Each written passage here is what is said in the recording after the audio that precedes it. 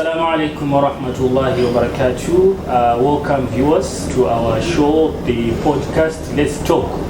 My name is Stanley Namo, and here at this podcast we discuss all issues to do with religious issues to do with the economy, and all those issues to do with the society that may be facing challenges, or maybe the problems that may be facing our society. And to discuss one of the most contemporary topics within the Muslim society today, I am joined with two important and respected gentlemen in the file and ranks of the Muslim society. That is Sheikh Henry Balakazi, who is the National Director for Zimbabwe Zakat Fund.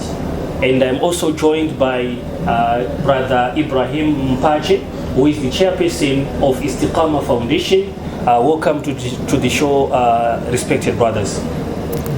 Thank you for you. As a point of departure, we like to have an appreciation on the importance of the appointment of Mufti Yusuf Bin Ali. And I would like to ask you, Sid Mpache, Brother Ibrahim Mpache, on how do you see the appointment of Mufti Bin Ali as an important ingredient in unifying the Muslim community of Zimbabwe? Assalamu alaikum wa rahmatullahi wa barakatuh. Thank you, Brother Stanley, for getting this very important topic at hand. This aspect of having Mufti Bin Ali as the Mufti, one of the Muftis in this country, in Zimbabwe, it is indeed a momentous occasion in the sense that it brings in that unity that is required, and a voice that can be put to portray the interests of the Muslims in this country, inshallah. Thank you very much, Brother Mpache. And of interest, I like the point that you mentioned that Mufti Bin Ali is coming to be working or coexisting with already other scholars that are in the country. Now I come to Sheikh Henry Balakazi. From your understanding, Sheikh, what is the historical context of unity or division within the Muslim community in Zimbabwe? How has this affected the community over the years? Assalamu alaikum wa rahmatullahi wa barakatuh. Peace and blessings of Allah be upon one and all. Thank you very much for having me and for seeking clarity on these important issues affecting the Ummah.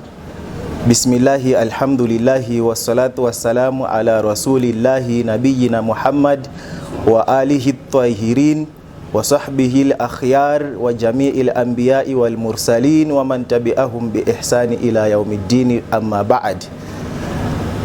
In the name of Allah, praises are due to Allah, peace and blessings of Allah be upon the messenger who is the seal of the prophets, his good and pure family, the choicest and faithful companions, the rest of the prophets and messengers of Allah, and all those who follow the guidance till the day of judgment.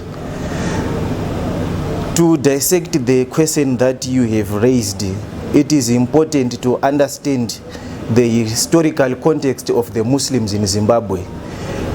Our history is not divorced from the history of Zimbabwe as a whole.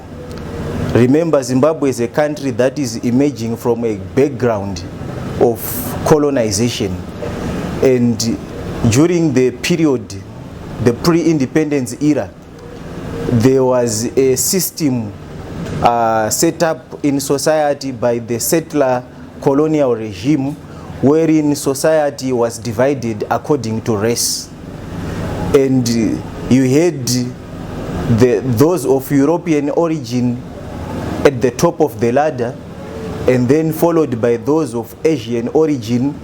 Then you had what they called coloreds, those who were of the mixed race, a mixture of perhaps the Europeans and the indigenous Africans, or a mixture of the Asians and the Africans. Those were number 3. And then at the bottom of the ladder you had Africans, including Muslims also. And it is important to note that in all these stages, that formed in which society was divided. You had Muslims in all these groups. Amongst the Asians, there were Muslims, though few in number compared to the Muslims that are within the black community at the bottom of the ladder. So this racial division that existed before independence, we inherited it even after we had become independent.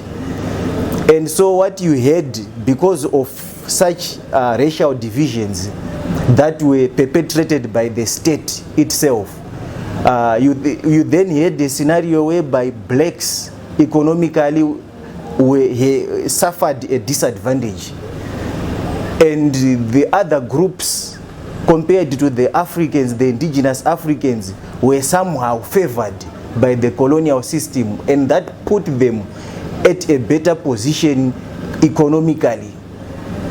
So this scenario come into independence, and long after we have attained independence, like to date we are talking of 44 years into independent Zimbabwe. Of course, there have been moves to try and empower the previously disadvantaged economically at government level, and though efforts have been there, the challenge still remains that we have Africans who are still at the bottom of the ladder, and this has been due to the historic racial divisions that were created by the colonial settler regime. Perfect. Thank you very much, Sheikh Balakazi. Maybe if you can highlight how this division that emanated from the pre-colonial era then extended to the post-independent Zimbabwe, and how has it affected or influenced the disunity or the misunderstandings within the Muslim community today? You know, the good thing about Islam is that Islam is a way of life, and when that way of life is adopted by all Muslims in its entirety, we won't have problems. The major problem that is affecting the majority who are the downtrodden, I'm talking about the African Muslims, the major challenge that they are facing now is that of poverty. And this is largely as a result of the discrimination they faced during the pre-independence era. And come independence, we are now saying equal opportunities to all. But this equal opportunities to all is being propagated against a backdrop whereby, for example, we have got an African uncle coming from a township or a low density suburb in Mbare, and then you have somebody of Asian origin who coming from an Asian community in Belvedere. Mind you, these are residential places that were given to them by the government of the day during the pre-independence period. An uncle from Mbare is asked by the government whether he's got a wife and has got a marriage certificate, then is given keys to a house built by the government. The same was done even with an Asian family. You are a man, you have a wife, you have a marriage certificate, you want accommodation, there are the keys, go into this house, a house in Belvedere. So at independence, when you preach equal opportunities, what do you have? You have got somebody sitting on a house given to them by the state, but with title deeds worth more in terms of value compared to the one in Mbare. Such disparity that is there is a cause for concern, because the one in Belvedere can easily go to the bank and put forward their house as collateral and get whatever help they want to get if they want to establish themselves economically. Something that will be difficult for somebody coming from the townships to get the same facility, because the value of wherever is coming from sometimes might fail to match the requirement of the financial institution where they want to get perhaps capital to start up a business and become economically empowered. Okay, thank you very much, Sheikh Balakazi. Brother Mpache, within the context of historical disunity or divisions or historical disparities between the various classes, even at national level, like what Sheikh Balakazi is trying to narrate, would you say there is some sort of preferential treatment amongst the Muslim scholars in Zimbabwe, whereby maybe an Asian mufti is regarded more superior or commands more respect compared maybe to a black Muslim scholar, or maybe in this context compared to our brother Yusuf bin Ali, who is to be inaugurated to be a mufti? What can you say about that? Do you see any preferential treatment being given to one race or one class compared to the other class? Okay, thank you, Brother Stanley. I think it is, like what my brother said, it is still being, clear that, as the Muslim community, we are compartmentalized against, the class distinctions that economically, there's still some disparities here and there. And at the same time, 44 years of independent Zimbabwe, we still find these imbalances even among the people, those who have learned, who have studied abroad. We have had a lot of scholars who went to study abroad, some to Darul Ulooms in South Africa. We have also some scholars who went as far as the Middle East, and also some other brothers who also studied here in Zimbabwe in various educational institutions.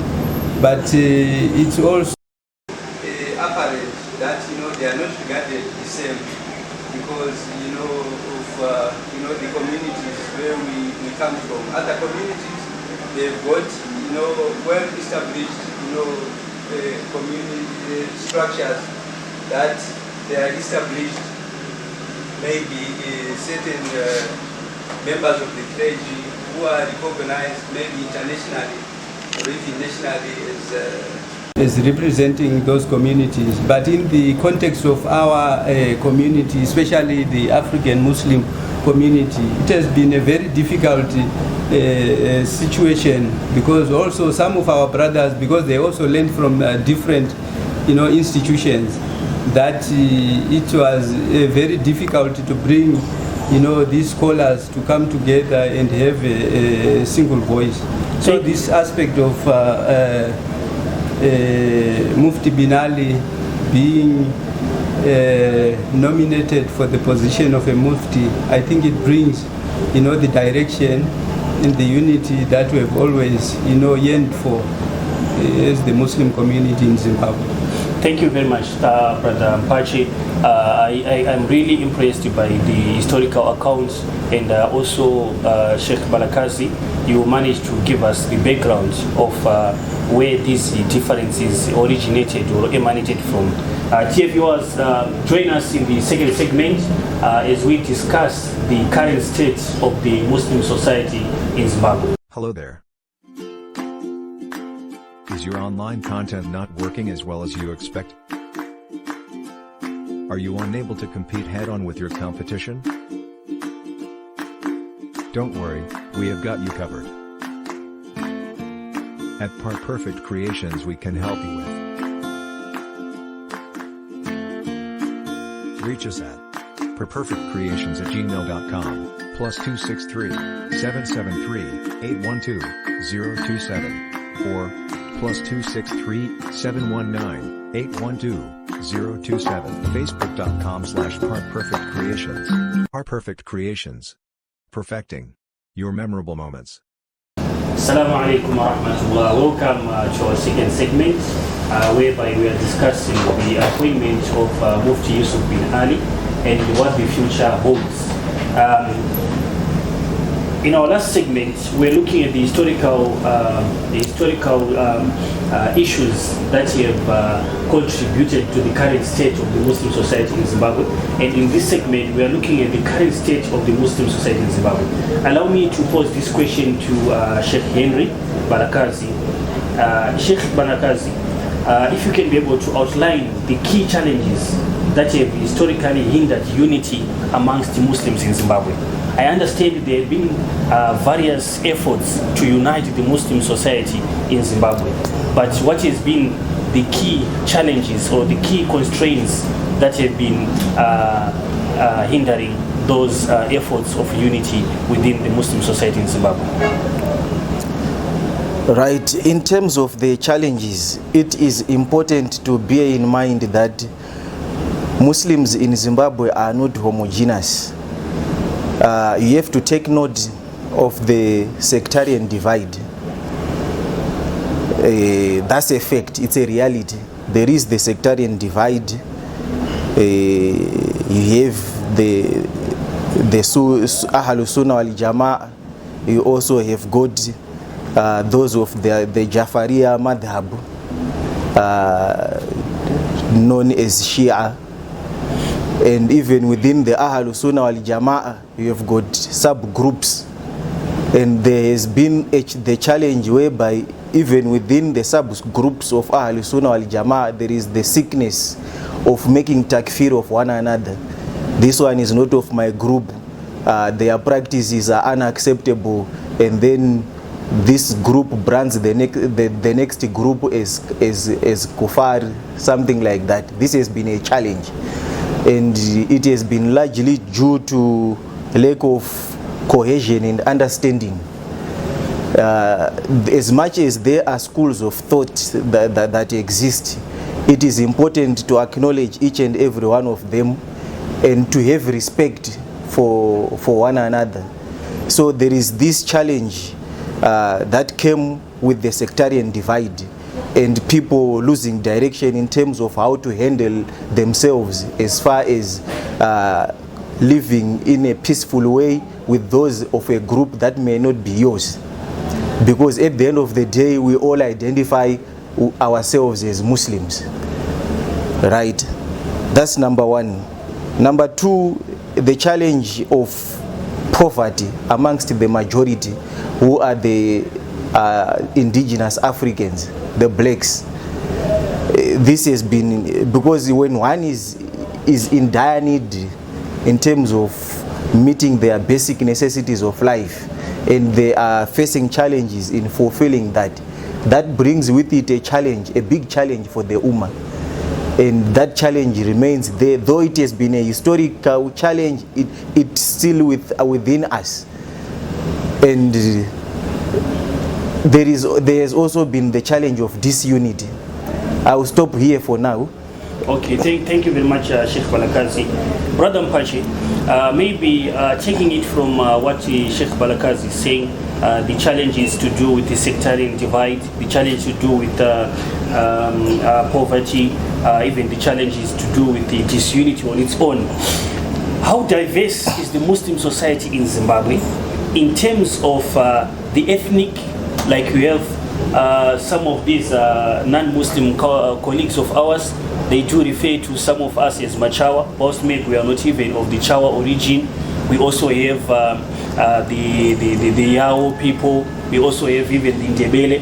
So how diverse is the Muslim community in Zimbabwe in terms of that ethnic and cultural and also doctrinal differences? I think Sheikh Balakazi touched on the doctrinal differences. Maybe if you can explain or expand further on the diversity in terms of the ethnic and the actual, the cultural differences within the Muslim society. Okay, so the difference is that in regards to ethnic and probably racial backgrounds is such that Zimbabwe, we have had a sizable number of people, who come here as maybe of migrant origin. Especially we know of those, most of our fathers who come from, as far as Malawi, Mozambique, and coming here during the time of the Federation. So they did make a sizable number in terms of a Muslim community there. But like what Sheikh Balakazi said, because of this, historical imbalances, most of the Muslims were either in the farms or maybe in the mining areas, because they were also segregated by that time. And also, when the British came, they came also with some of these Indian indentured laborers, during the pioneer column when they come here. And over the time, especially after independence, we have seen some other, Muslims coming from other parts of Africa. We've got West African community also here. We've got now the Pakistanis, and also a host of other communities who were coming also to Zimbabwe. But this aspect of diversity, it is inshallah very much important that we have got to identify, the things that can make us come together, bring the voice of the Muslims, despite the fact that you are coming from a different ethnic background, but the fact that we are as Muslims. So by having situations like this, that Sheikh Mufti bin Ali,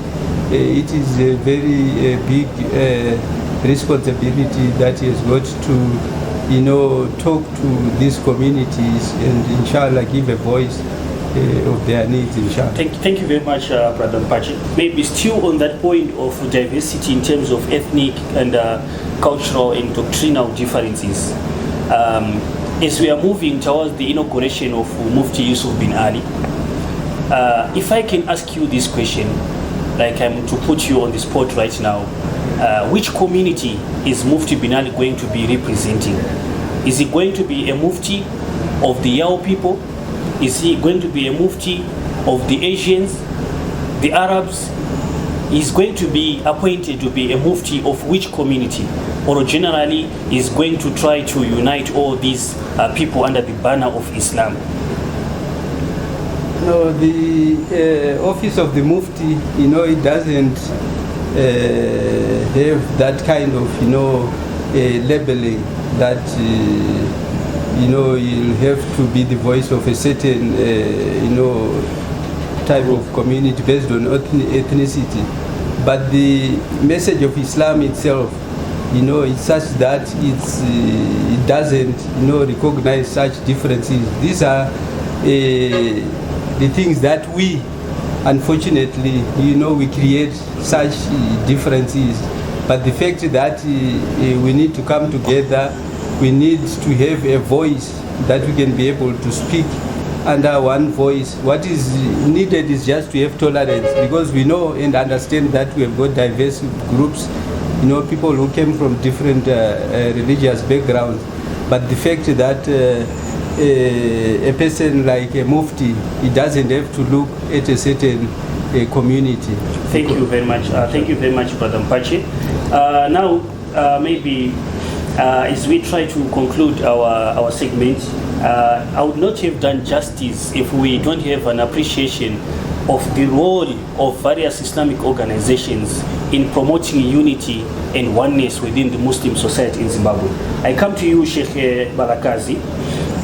What role do Islamic organizations and various educational institutions that we do have in Zimbabwe play in fostering unity? Right. The important role is that these organizations, at their inception, were formed to perform a specific mandate. Them executing that mandate is a great deal of service to Islam and the Ummah in the country. So the important thing concerning Islamic organizations is that wherever they are and in their spaces where they exist, they just have to do their mandate in the best way possible, in line with Islamic guidelines. They do that, they've done their part. Jazakumullahu khairan, Sheikh Henry Balakazi, and also Brother Sidi Mpache. we've come to an end of our second segment.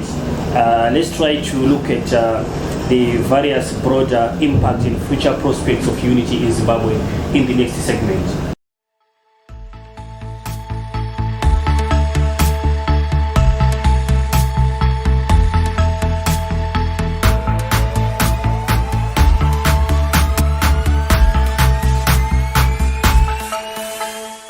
Assalamualaikum warahmatullahi wabarakatuh. Welcome viewers to our third and final segment on the podcast Let's Talk. Today we were discussing the topic appointment of Mufti Yusuf bin Ali and what the future holds. And in our final segment, allow me to invite Sheikh Henry Balakazi in responding to this question. Sheikh Balakazi, what are the potential obstacles that Mufti Yusuf bin Ali might face in his efforts to unite the Muslim community in Zimbabwe? Right. In Zimbabwe, we exist with people of other faiths, and the need to establish peace between Muslims and those of other faiths, could be Christians, African traditional religion. That's very important, because in the past we have seen a lot of labeling of Muslims, stereotyping, associating Muslims with things that are bad, sometimes taking what is portrayed by extreme groups and making it a label for Muslims as a whole. So there is then the need to bring clarity on that, so that the generality of the populace can understand what Islam is all about. In Zimbabwe, whilst Islam preaches that we should earn a halal sustenance and enjoy a halal sustenance, we have a challenge in Zimbabwe whereby wherever you are, when you are transacting, once your money is put through the conventional financial systems or through the financial institutions, your halal earning, it gets contaminated with interest, because the financial institutions that we have in Zimbabwe are interest-based. So how do we ensure that whatever we earn is purely halal, in line with Sharia guidelines? There is need for there to be Islamic banking incorporated in this country. And so leadership has been lacking in the past to try and push for such systems that will ensure that those who are believers in God can actually enjoy their halal sustenance. This is something that is not just of interest to Muslims alone. Even those of non-Islamic faiths, as long as they are believers in God, if we are to base on the statistics that 85% of the population are believers in God, including Christians, to them interest is also forbidden biblically. You go to the book of Deuteronomy, it is not allowed. And with us in Islam, you go to Surah Al-Baqarah, there it says, Allah says, وَأَحَلَّ اللَّهُ الْبَيْءَ وَحَرَّمَ الرِّبَى. Allah has made permissible for you trade, and He has forbidden riba, interest. And in a later verse, He then goes further to say that Allah and His Rasul have declared war on you if you consume interest.